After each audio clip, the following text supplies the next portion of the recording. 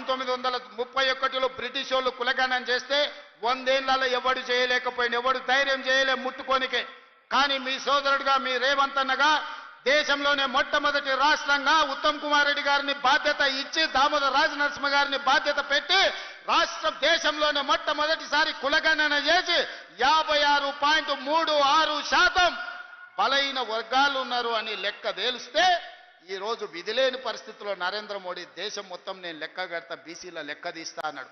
గొర్రెలకు బర్రెలకు చేపలకు కూడా లెక్క ఉంది, కానీ మా బలహీన వర్గాలకు లెక్క లేదంటే లెక్క నేను తేలుస్తా, నీ కథ కూడా చూస్తా అన్నందుకు ఇవాళ తెలంగాణ రాష్ట్రం మొట్టమొదటిసారి బలహీన వర్గాల లెక్క తేల్చి 56.36% తేల్చింది మనం కాదా? ఈ బలహీన వర్గాల పట్ల ప్రేమ లేకపోతే వాళ్ళ లెక్క తేల్చే బాధ్యత ఎందుకు తీసుకుంటాం? ఈరోజు 42% రిజర్వేషన్లు విద్య ఉద్యోగంలోనే కాదు స్థానిక సంస్థలలో కూడా మీకు 42% రిజర్వేషన్ ఇవ్వాలని చట్టం చేసింది మనం కాదా? అదేవిధంగా ఈనాడు ఎస్సీ ఉపకులాల వర్గీకరణ 35 ఏళ్ల నుంచి మాదిగ బిడ్డలు పోరాటమే కాదు ఎంతో మంది ప్రాణాలు కోల్పోయిన. ఎట్లయినా ఈ సమస్యకు శాశ్వత పరిష్కారం చూపించాలి అని సుప్రీంకోర్టు తీర్పిచ్చిన మరుక్షణం దామోదర్ రాజనరసింహ గారు నాకు చిట్టి తెచ్చింది అసెంబ్లీలో. నేను స్పష్టంగా చెప్పిన, ఇది నా బాధ్యత, 100% ఈ సమస్యను పరిష్కరిస్తా అని ఫిబ్రవరి 14 నాడు మొదలుపెట్టి మళ్ళీ ఫిబ్రవరి 14 లోపల బీసీల లెక్కలు తేల్చిన ఎస్సీ కులాల వర్గీకరణ మోత్కుపల్లి నరసింహులు గారు సజీవ సాక్షి. వారు ఎవరిని అంత ఆశామాషికి ఒప్పుకోరు, ఎవరిని అభినందించారు. నరసింహులు గారి సంగతి మీకు నాకంటే ఎక్కువ తెలుసు, మీరు ఆలేరోళ్ళు. కానీ వారు స్వయంగా అసెంబ్లీకి వచ్చి శాలువ కప్పి తమ్మి ఈ రోజు నా మనసుకు ఆనందం కలిగింది, దశాబ్దాల మా కొట్లాట పరిష్కారం చూపించినమని నరసింహులు గారు అభినందించిన మాట వాస్తవం కాదా?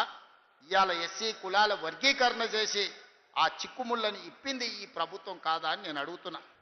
ఇన్ని రకాలుగా రైతులను, మహిళల్ని, విద్యార్థులను, నిరుద్యోగులను, ఉద్యమకారులను, బలహీన వర్గాలను, దళిత వర్గీకరణతో పాటు ప్రతి సమస్యను పరిష్కరించుకుంటా 18 నెలల్లో మనం ముందుకు వెళ్తుంటే 10 ఏళ్ళు రాష్ట్రాన్ని దోసుకున్నాడు. ఇవాళ నువ్వు దిగిపో అని అంటుండు. మిత్రులారా, మీరు ఆలోచన చెయ్యండి. నాకేం లేదు కోరికలు, ఆయనను పట్టుబట్టాలనుకున్నా, పట్టుబట్టినా, పని బట్టినా, పడగొట్టడమే కాదు ఆ కుర్చీలో కూర్చున్నా. జీవితంలో నా లక్ష్యాన్ని నేను నెరవేర్చుకున్నా. ఇక మీ లక్ష్యాన్ని నెరవేర్చడానికి మీ సోదరుడిగా కష్టపడాలని నేను అనుకుంటున్నా. నాకు ఇంకేం కోరికలు లేవు. నన్ను ఇబ్బంది పెట్టినోని, నన్ను జైలు పెట్టినోని ఖచ్చితంగా జైలు నుంచి బయటకు వచ్చిన రోజు ఒక మాట చెప్పిన, తొడగొట్టి చెప్పిన, నేను పడగొట్టే వరకు కళ్ళు ముయ్యను అని చెప్పి పడగొట్టి చూపించిన. ఇవాళ మీ అందరికీ నా విజ్ఞప్తి ఒక్కటే, 10 ఏళ్ళు ఆశీర్వదించండి.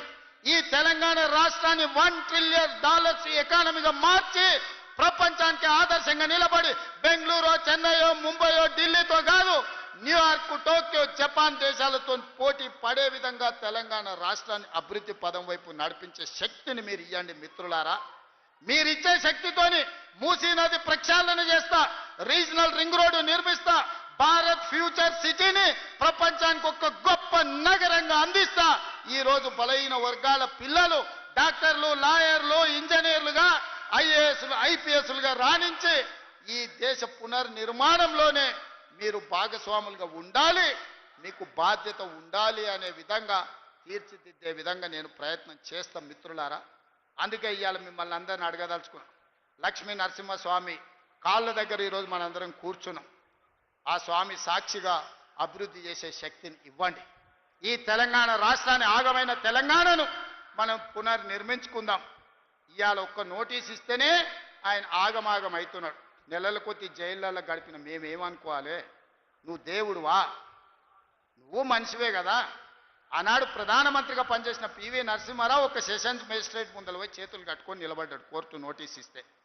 మీకెందుకయ్యా అంత బలుపు?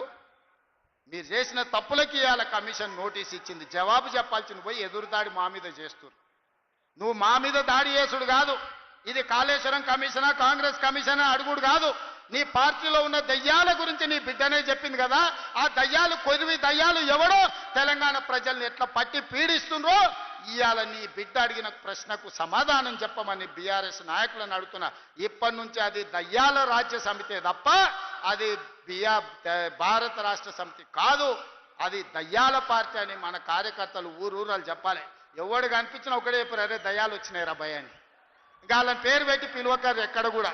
కనిపిస్తే చాలు దయ్యాలు వస్తున్నాయని ప్రజలకు చెప్పండి. ఎందుకంటే దయ్యాలతో ఉన్న ప్రమాదం తెలంగాణ ప్రజలకు తెలవాల్సిన అవసరం ఉన్నది. అందుకే మిత్రులారా, మళ్ళొక్కసారి చెప్తున్నా, మళ్ళీసారి గెలవడానికి, ఆలేరు అభివృద్ధి చేయడానికి మీ సోదరుడికి ఏం మీకు కావాలనో, పరిష్కారం కావాలనో, ఏం అండగా నిలబడాలో మీరు చెప్పండి. అన్ని పనులు చేసి పెట్టే బాధ్యత నాది. ఎందుకంటే ఆలేరులో ప్రజలు మంచోళ్ళు, కొంచెం నాయకులు అక్కడిక్కడ ఉన్నా మీ అభివృద్ధి చేసే బాధ్యత నాది. అమాయకుడైన బీర్ల ఐలయ్య ఈరోజు మీకు నాయకుడు ఉన్నాడు. ఆయన అడగలే పదవి, విప్పు పదవి నేను ఇచ్చిన పిలిచి.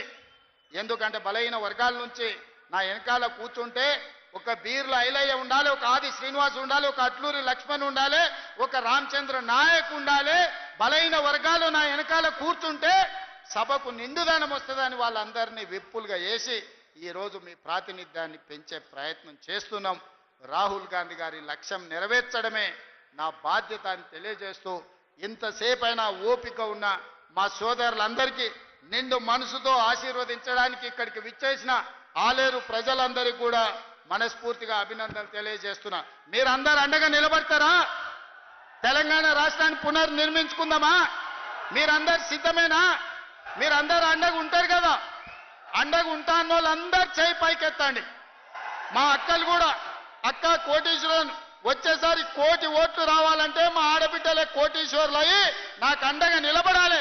మీరందరూ ఆశీర్వదించడానికి చేయి పైకెత్తండి అని చెప్పి మా అక్కలందరికీ విజ్ఞప్తి చేస్తున్నా. జై కాంగ్రెస్, జై జై కాంగ్రెస్. ధన్యవాదాలు మిత్రులారా.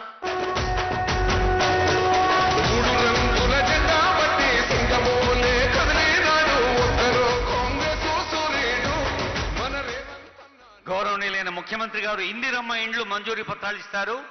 లకావత్ భుజి, గౌరాయపల్లి ప్రేమలత, షేక్ సమ్రీన్ సుల్తానా ఈ ముగ్గురు సోదరిమణులకు ఇందిరమ్మ ఇండ్ల మంజూరీ పత్రాలు శాంక్షన్ లెటర్స్ ఇస్తారు ఆనరబుల్ సీఎం గారు. అలాగే డిఆర్డీఏ పీడీ మరి భువనగిరి కలెక్టర్